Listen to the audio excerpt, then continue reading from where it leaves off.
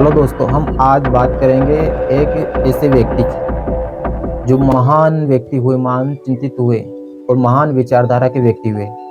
उनका नाम है डॉक्टर भीमराव अंबेडकर। आज एक नज़र हम डॉक्टर भीमराव अंबेडकर के जीवन पर डालेंगे।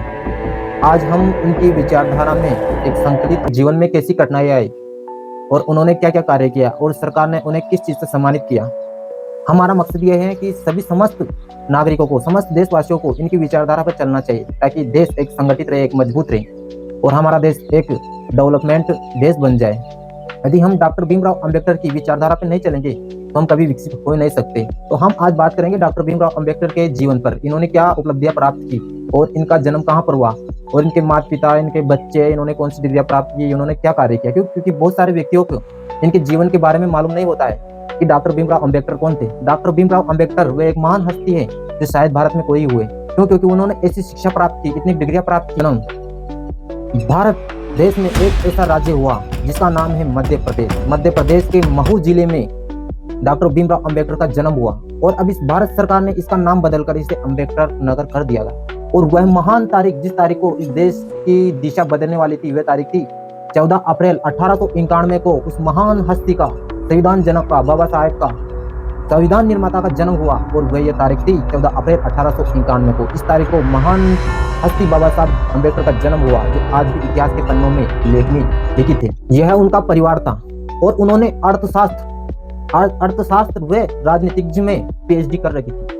इन्हीं दो शस्त्रों की वजह से वे आगे बढ़े और उन्होंने एक नारा दिया, शिक्षित बनो और संगठित हो और आगे बढ़ो। बाबा साहब के जीवन के ऊपर हम एक स्टोरी सुनाएंगे जो आपके जीवन पर भी लागू होती है, समस्त मानव जीवन पर लागू होती है। जिस स्टोरी ने उनका जीवन बदला वह यह स्टोरी है। जब बाबा साहब बचपन में थे, जब वह स्कूल टाइम पर, स्कूलिंग के समय वे स्कूल में जाते थे, उस टाइम पर उनके टीचरों के द्वारा भी उनका भेदभाव किया जाता था। क्यों किया जाता था? क्योंकि 1891 में, लगभग 1895-96 में छुआछूत चरम सीमा पर थी। तो टीचर्स भी ऐसे हुआ करते थे जो एक दूसरे से छुआछूत करते थे। और बाबा साहब अंबेडकर एक दलित जाति से थे, एक निचली जाति से थे, इसलिए उनके साथ छुआछूत ज्यादातर किया जाता था। जब फर्स्ट टाइम पर डॉक्टर भीमराव अंबेडकर के माता पिता ने उन्हें स्कूल भेजा तो उन्हें स्कूल में एंट्री नहीं दी गई कि तुम एक दलित जाति से हो और तुम्हारा यहाँ पर एडमिशन नहीं होगा। तो डॉक्टर भीमराव अंबेडकर बहुत निराश हुए, लेकिन उनके मस्तिष्क में कहीं ना कहीं ये चल रहा था कि मुझे शिक्षा प्राप्त करनी है और मुझे शिक्षा प्राप्त कर कर आगे बढ़ना है, मुझे ऐसा नहीं रहना है, मुझे पीछे नहीं रहना है शिक्षा में। तो डॉक्टर भीमराव अंबेडकर जहाँ पर बच्चों की चप्पलें हुआ करती थी वहां पर बैठकर इतनी दूर से शिक्षा प्राप्त करते थे। बोर्ड बहुत दूर हुआ करता था, लेकिन बच्चों की चप्पलें जूतों में बैठकर शिक्षा ग्रहण करते थे। ऐसे बहुत सारे दिन तक उन्होंने शिक्षा ग्रहण की और उनकी विचारधारा बदली कि आने वाले समय में मैं आज जूते चप्पलों में बैठकर शिक्षा ग्रहण कर रहा हूं, लेकिन मेरे देश का हर बच्चा ऐसा संघर्ष नहीं करना पड़े, मैं इस देश का इतिहास बदल दूंगा। यह सोचकर डॉक्टर भीमराव अंबेडकर शिक्षा में आगे बढ़ते गए और उन्होंने जब शिक्षा ग्रहण की तो 32 डिग्रियां प्राप्त की और 32 डिग्रियों में उन्होंने कोई डिग्री में पीएचडी की, किसी डिग्री में एमए किया, किसी डिग्री में उन्होंने ग्रेजुएशन किया। इस प्रकार उन्होंने 32 डिग्रियां प्राप्त की और 32 डिग्रियों में हासिलियत की। यह डॉक्टर भीमराव का छोटी सी स्टोरी है। क्यों?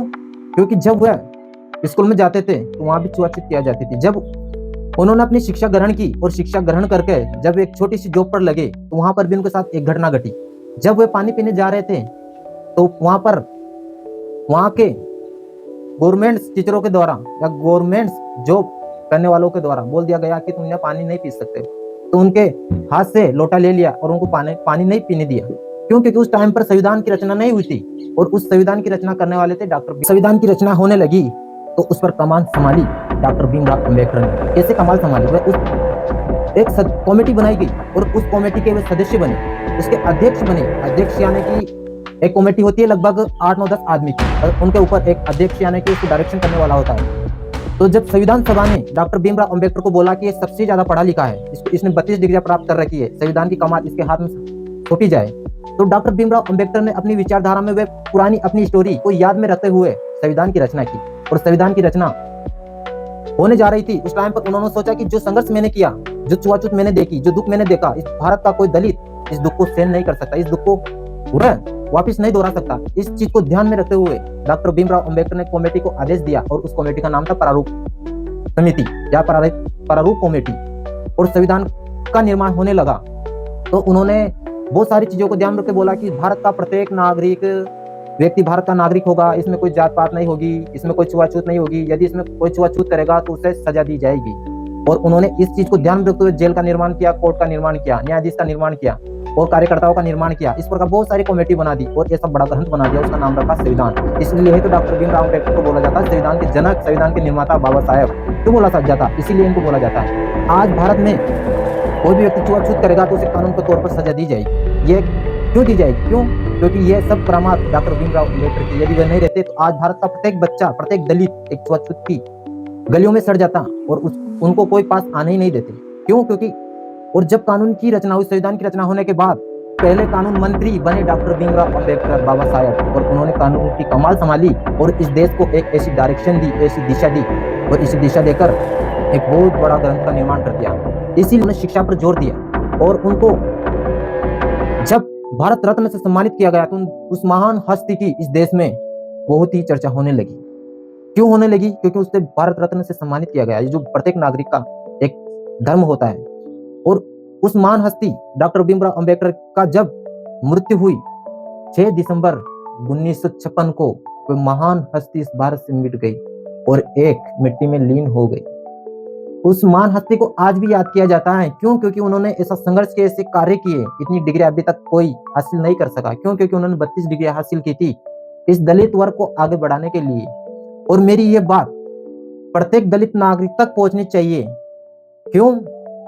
क्योंकि उनकी जीवन से कुछ न कुछ शिक्षा ग्रहण जरूर करनी चाहिए और इसे लाइक और शेयर करो ताकि भारत के प्रत्येक दलित नागरिक तक मेरी बात पहुंचे और सभी एक समान दिशा में रहे और हिलमिल कर रहे। क्यों? क्योंकि डॉक्टर भीमराव अंबेडकर की विचारधारा पे सभी को चलना एक बहुत ही महत्वपूर्ण है। क्यों? क्योंकि जब भी अपना देश आगे बढ़ेगा